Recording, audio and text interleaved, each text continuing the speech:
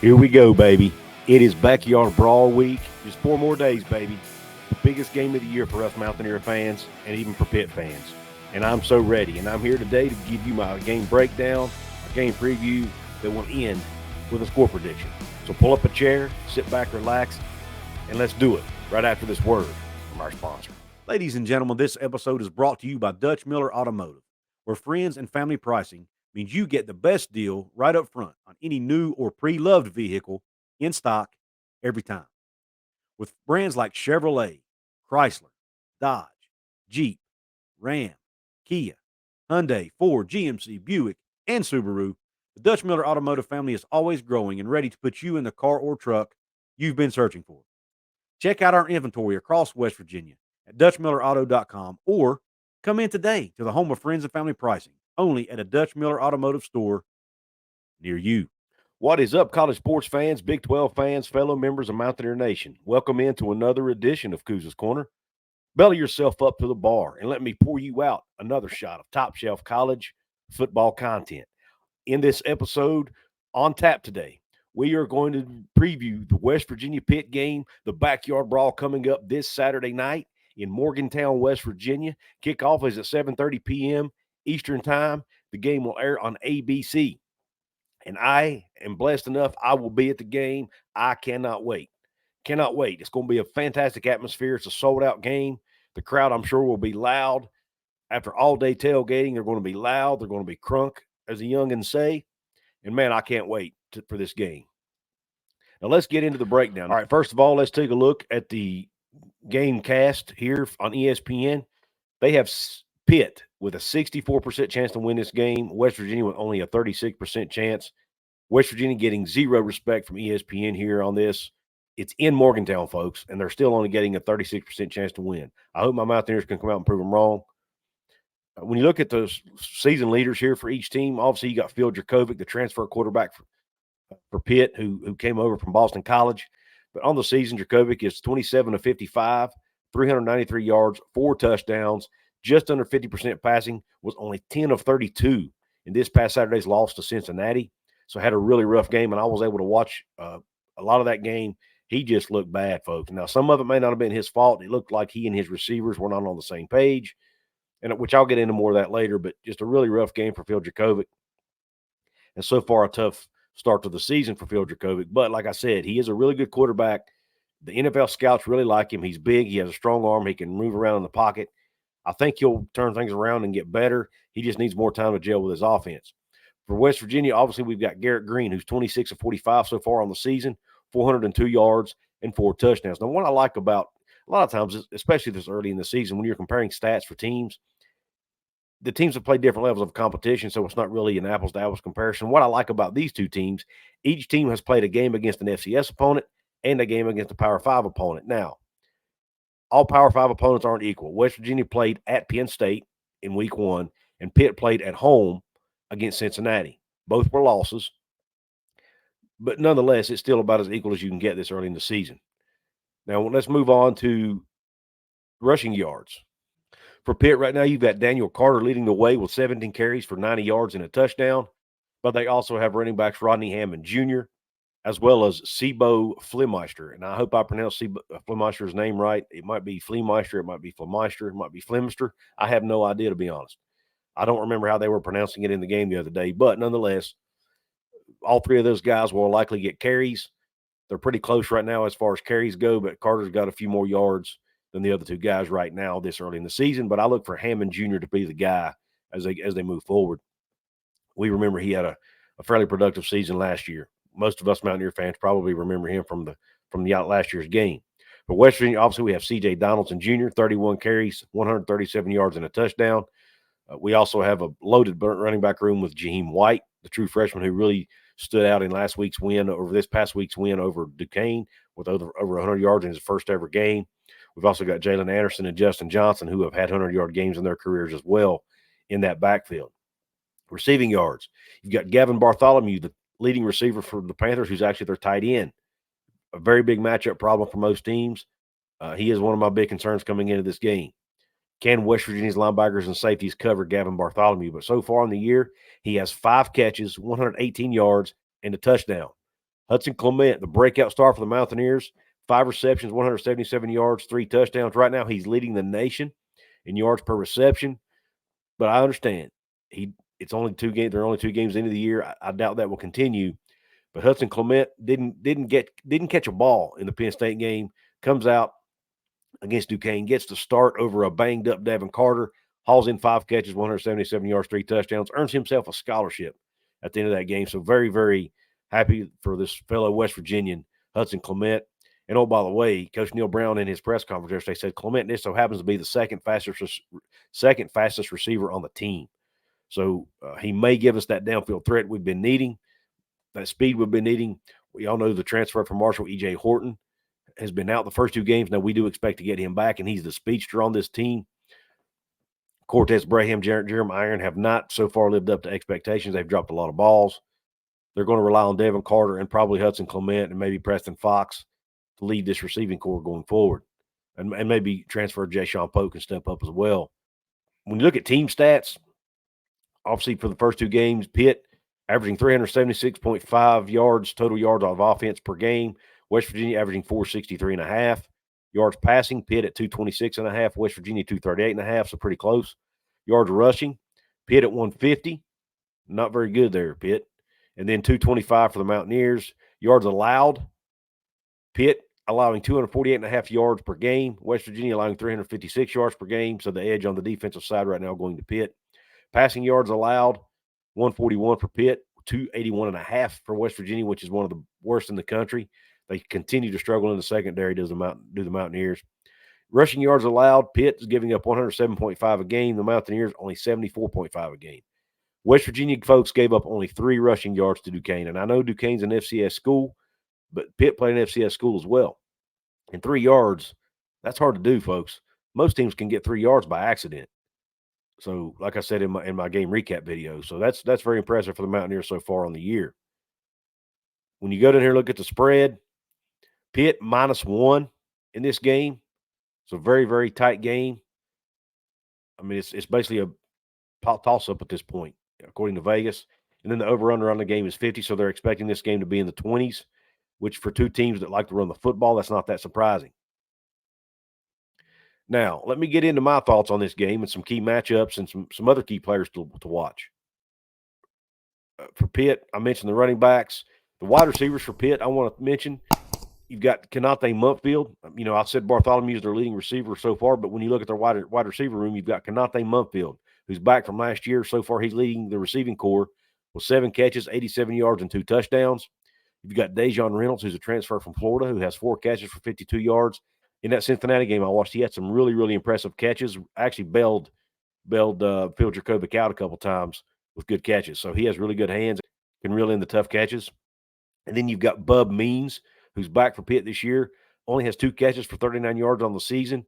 He has been targeted a lot, but for whatever reason, he and Phil Dracovic just have not seemed to be on the same page so far. At least they weren't in that Cincinnati game.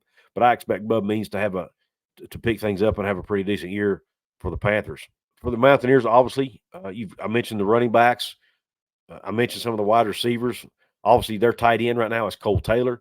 He's also a threat in the passing game for the Mountaineers. I think he has 5 catches so far on the season. So expect him to be involved. He's the 6'7" transfer from LSU. Obviously, and I'll touch on the lines in a minute, but obviously West Virginia's offensive line is really good. When we look on the defensive side of the ball, when you look at that Pitt secondary, Mountaineer fans, we still have nightmares about MJ Devonshire. He was the guy who had the pick 6. Remember the ball that went through Bryce Ford Wheaton's hands and landed in the Pitt DB's hands, and he ran in for a touchdown to really seal the game for Pitt, or to win the game for him, actually. That was MJ Devonshire. He's back this year. In 2022, that was one of 3 interceptions. And, oh, by the way, that was not his only pick 6. He actually had another pick 6 last year as well and ended up with 7 passes defended. The leading tackler on Pitt's team this year so far is Philip O'Brien Jr., who's also a defensive back.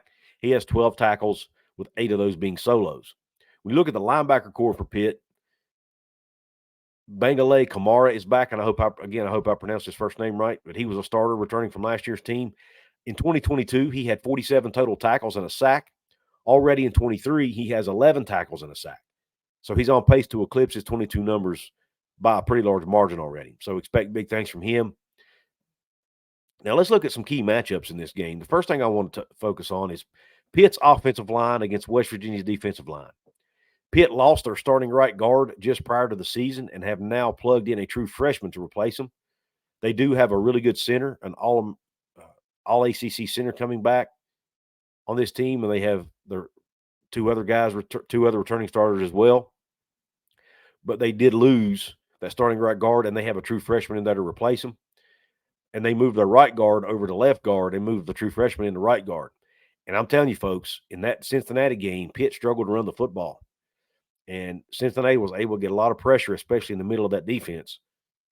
And that could be where they struggle. So if West Virginia is going to have success, I think it's the middle of that Pitt offensive line, not, especially the guard positions, where they might be able to get some penetration. Pitt actually only ran the ball for 83 yards against that Cincinnati defensive front. And West Virginia's defensive front has been playing very, very well.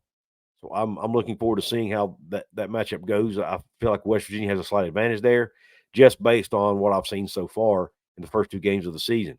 Also, when you look at the passing game, Phil Dracovic was running for his life a lot in that game against Cincinnati and was sacked twice. And he could have been sacked a lot more were it not for his scrambling ability. And like I said, I like the matchup for West Virginia, their D-line. Sean Martin, Mike Lockhart, both have been playing very, very well so far the first two games of the season. So I like that matchup and expect those two guys to have a big day. And to be honest, I think those two have to have a big day, and that defensive front as a whole has to have a big day for the Mountaineers to win this game because of the struggles that West Virginia has had in the secondary. They have got to get pressure on Phil Dracovic. Now, I know Pitt's a run-first team, but if they struggle to run the ball again like they have, and which I feel like West Virginia is going to try to do that. West Virginia is probably going to try to go all out to stop the run. They've got to get pressure on Dracovic when he does drop back to pass, so that secondary doesn't have to cover for a long period of time. Because one of the matchups where I think Pitt has an advantage is their wide receivers against our secondary. So our defensive seven really needs to help offset that by getting a lot more pressure on the quarterback. Now, but I do give that matchup to West Virginia. I think they can overcome Pitt's offensive line. Now, on the flip side, you've got West Virginia's offensive line against Pitt's defensive line. Pitt's defensive line gave up 216 yards rushing to Cincinnati on 42 attempts, which is 5.1 yards per carry. Corey Kiner, running back transfer from LSU who plays at Cincinnati now, had 153 of those 216 yards on his own on 20 carries, which was 7.7 yards a carry. Kiner's a 5'9", 215-pound bowling ball back there in the backfield for Cincinnati. Had a really productive day. He had over 100 yards in the first half alone. Now, that Pitt D-line did tighten up in the second half and play much, much better. But they lost a lot of guys. They lost, I think, 3 of their 4 starters off that defensive line, a really good defensive line from last year. So I do expect them to take a step back this year. Doesn't mean they'll be bad, but I do think they'll take a step back from a year ago. And with the offensive line being one of the strengths of this West Virginia team, again, I give West Virginia the advantage here. So I give West Virginia the advantage on both the offensive and defensive lines in this game. And because of the run success that Cincinnati was able to have, I think West Virginia can have that same success. I've already talked about C.J. Donaldson. Jaheim White, the freshman I mentioned, had 110 yards on 12 carries against Duquesne in his very first college game. So I give the edge to West Virginia up front. Now, the matchup I said I'd mention, Pitt receivers versus West Virginia secondary. I give Pitt the advantage here. And if Pitt is to win this game, I think they'll need a big day throwing the football. If Phil Dracovic and his receivers can get on the same page and do a better job than they did against Cincinnati, that's their best shot to win this game, in my opinion. And even with Pitt's struggles to pass the ball last week, I do think they have a good receiving core. Like I mentioned Kanate Mupfield. I mentioned Dejon Reynolds. I mentioned Bub Means.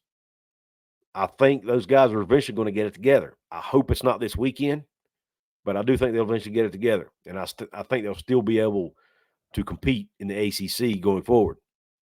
And West Virginia secondaries, the struggles there have, they're well documented. Coach Brown talks about it in his press conferences. He did say that they've made schematic changes to try to get better. He said they did not show those schematic changes against Duquesne because they obviously didn't want to put it on film and didn't think they need to use them. And he also talked about how there are some guys who have been playing a lot of snaps that will play less snaps. Now, unfortunately for West Virginia, they're not deep enough in the secondary to just bench guys and bring new guys in. They don't have enough guys to do that with. They're just going to have to take some guys who have not played as well and cut their snaps back. They'll still have to play. They just won't play as many snaps. So I look for guys like Malachi Ruffin to probably get more snaps, maybe Jacoby Spells to get more snaps, and you'll probably see Andrew Wilson Lamp get less snaps than he's been getting. I look for Benny Bishop to continue to get a lot of snaps. And as far as the safety room goes, Marcus Floyd, who's been injured the first 2 games of the season, will be back for this game. So I expect him to see a lot of action against Pitt, and hopefully will help shore things up back there in that secondary. And in the matchup I mentioned earlier, Pitt tight end Gavin Bartholomew, who caught 3 balls for 80 yards and a touchdown against Cincinnati, is a major matchup nightmare for all teams, really. But West Virginia, because of the size of their linebackers and safeties, even though their linebackers have been playing really, really well, they are undersized to a degree. So that could be a matchup problem. And if you get Bartholomew on our safeties, it could be an even bigger problem. And we've got guys like Anthony Wilson who are only 5'9" back there. And if he's forced to try to cover Gavin Bartholomew, it could be a problem. Now, I expect if that happens, they would put guys like Lance Dixon in coverage. Lance Dixon's 6'2", so we'll be able to handle a taller tight end a little bit easier, in my opinion. But I still give a slight edge here to Pitt because, like I said, of the undersized linebackers and safeties of West Virginia. That being said, though, Penn State's big tight ends didn't hurt West Virginia that much. However, I think that was because they were making plays down the field of their wide receivers and taking advantage of the weakness in the secondary, and they didn't really need to go to the tight ends in that game. Also, West Virginia safety Aubrey Burks, I don't think he'll ever play as bad as he did against Penn State. That might be the worst game of his career. His Pro Football Focus score was like in the 20s in that game. And coming into this season, he had the second highest Pro Football Focus score of any returning safeties in the country. So Aubrey Burks can play. Coaching staff expects him to end up playing on Sundays at some point. So he will play better. And he had a really bad game against Penn State. I don't expect him to have a game that bad again. Lee Koba in the middle at the linebacker spot for West Virginia is a stud. Leads the team in tackles.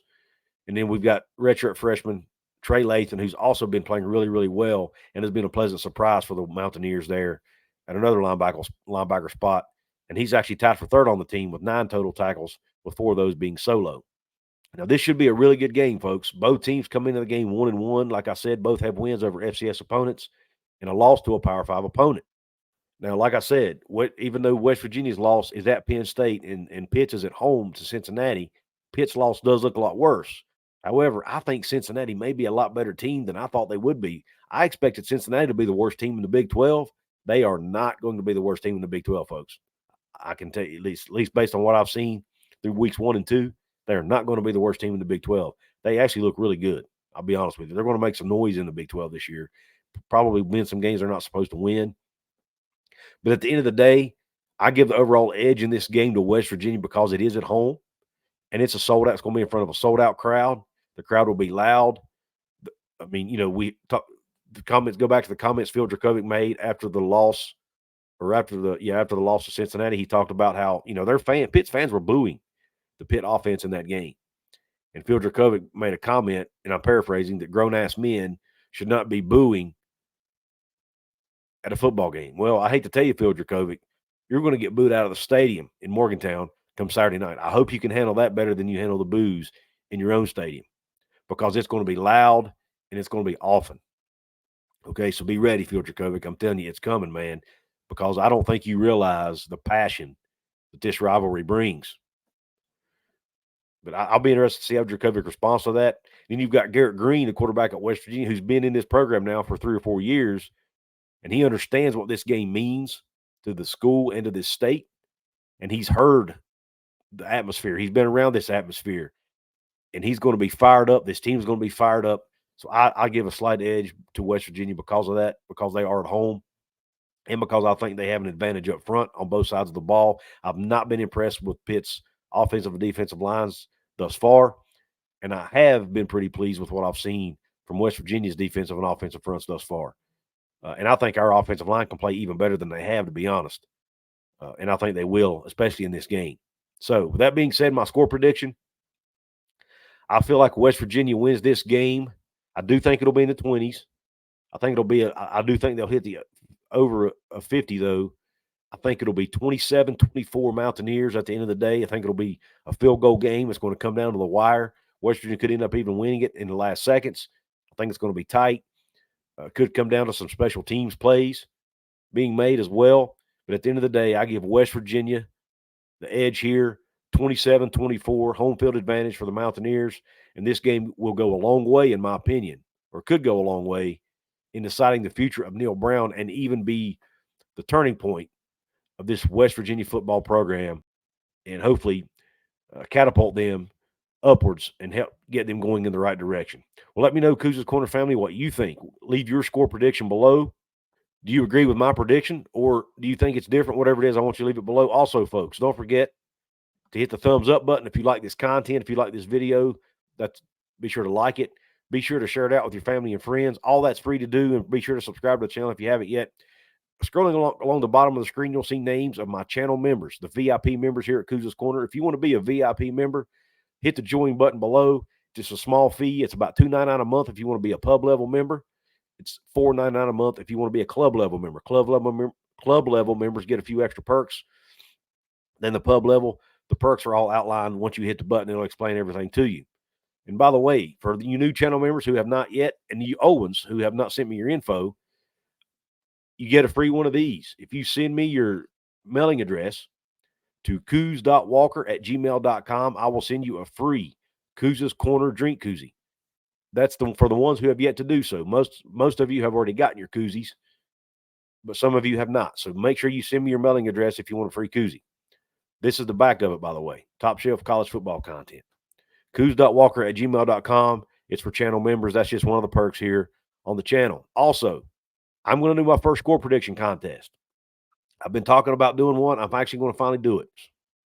Email me your score prediction to couz.walker@gmail.com. For $5, club level members get 2 score predictions.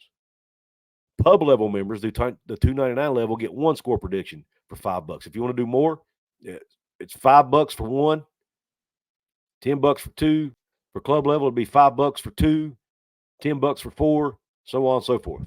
You basically get double the entries if you're a club level member. But if you want to join the score prediction, send me your score prediction of the West Virginia Pitt game. I want you to drop it in the comments. I want everybody to drop it in the comments. But if you're a club level member, also send it to me through email, and I'll get you entered into the contest. And the backup game this week, the tiebreaker game, just in case we need a tiebreaker, will be the game between TCU and Houston. It's the only in-conference game going on this week. The TCU-Houston game will be the tiebreaker. Send me your score predictions for that as well, channel members, to my email. That way, if there's a tie, that game will be used as a tiebreaker. But I want to hear your score predictions. Again, club level members, you get $5 for 2 entries, $10 for 4 entries, so on and so forth.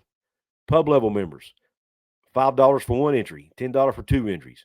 You see how it works here. And the winner, assuming I have enough entries, obviously, the winner will get a prize, a $20 prize at the end of the week. So make sure you send me those.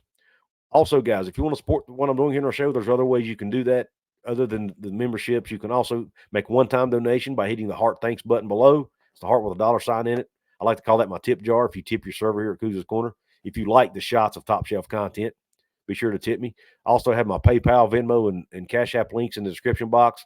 I have a link where you can do your Fanatic shopping. If you click that link and buy something while you're on the site during that session, I'll make a small commission. There's just a few ways you can support me here. And I do have my own merch store as well if you want to check that out. With that being said, guys, I really appreciate all your support, all that you've done for me here at Couz's Corner. And until the next episode,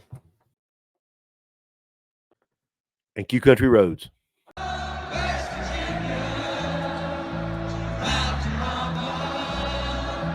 Take me home.